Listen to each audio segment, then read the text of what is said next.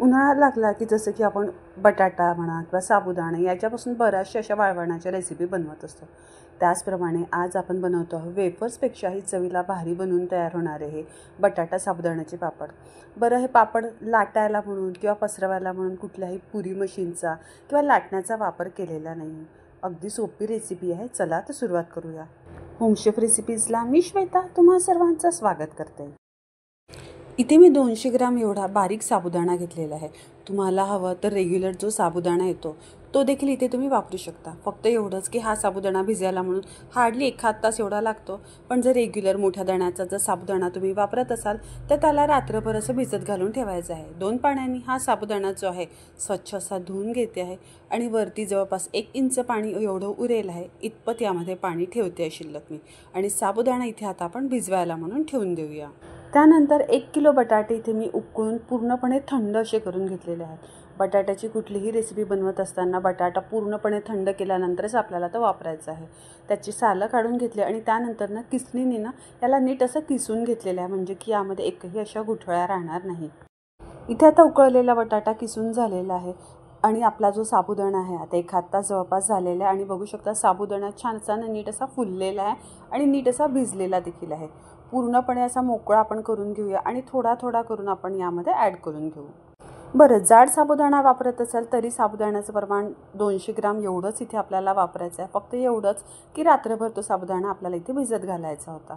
त्यानंतर इथे उपवासाचं मी मीठ टाकून घेते आहे चवीप्रमाणे. वाळवणाचा पदार्थ कुठलाही बनवत असताना मिठाचं प्रमाण जरा बेतानेच यामध्ये टाकायचं. त्यानंतर मी ते जवळपास 7 ते 8 एवढ्या हिरव्या मिरच्या आणि चमचाभर असं जिरं घेतलेलं होतं आणि याचा असा जाडसर असा ठेचा असा करून घेतलेला आहे. तो ठेचा आता आपल्याला यामध्ये आवडीप्रमाणे टाकून घ्यायचा आहे. थोडा थोडा ठेचा यामध्ये टाकून घ्यायचा आणि नीट असं मिक्स करत जायचं आपल्याला सगळं मिश्रण. यामध्ये पाण्याचा हबका वगैरे मारायची वरनं काही एक गरज नाही आहे. असाच याचा गोळा असा नीट असा बनून येतो. बरं, गोळा पूर्ण बाइंड करायच्या आधीने एकदा मिठाचं आणि मिरचीचं जे प्रमाण आहे चेक करून घ्यायचं. जर लागलंच तर वरनं तुम्ही यामध्ये इथे ह्याच स्टेजला इथे ॲड करू शकता. मीठ वगैरे अगदी बरोबर आहे. याचा आता नीट असा गोळा आपण इथे आता बाइंड करून घेऊया. बऱ्याचदा आता आपण पापड बनवायचे म्हटलं की पुरी मशीनचा वापर करत असतो किंवा मग लाटणं जे असतं त्याच्याने आपण लाटून घेत असतो पापड जो आहे तो. पण आता इथे काय करायचं ना बघा, एक अशी जाडसर अशी पॉलिथिनची बॅग घ्यायची किंवा जी दुधाची पिशवी असते ना ती घ्यायची.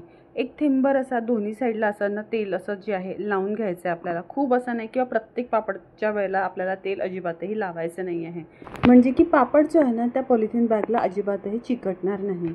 आणि जास्त तेलाचा वापर याकरता करायचा नाही, नाही तर काय होतं ना की पापडाला जो आहे तेलाचा असा वास येईल आहे आणि वर्षभर पापड राहणार नाही.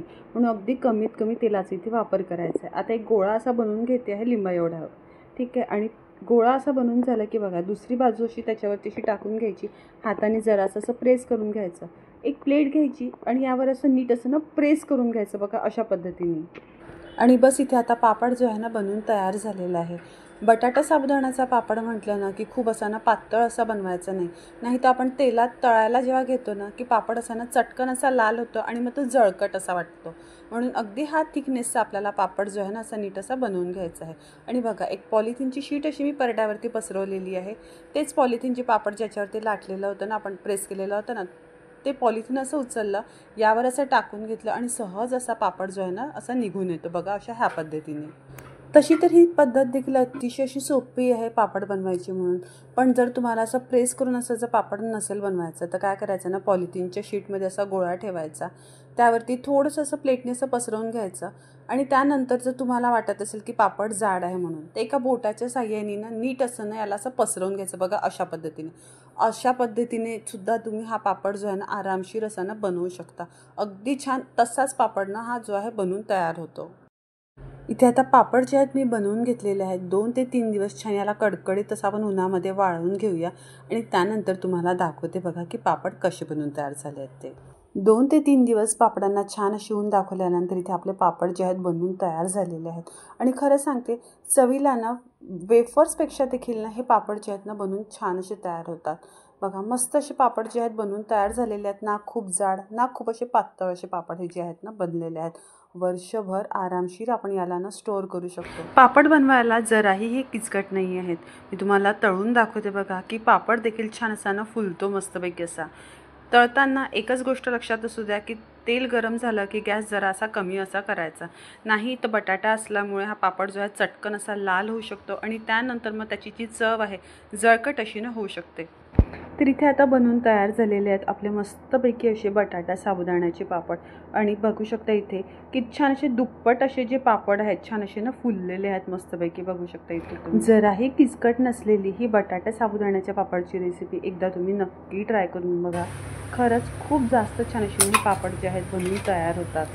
आणि बघा मस्त असे खुसखुशीत असे जे आहेत पापड बनवून तयार होतात, छान असे फुलतात. तर रेसिपी आवडली असेल तर रेसिपीला एक लाईक आणि जास्तीत जास्त शेअर नक्की करायला आहेत.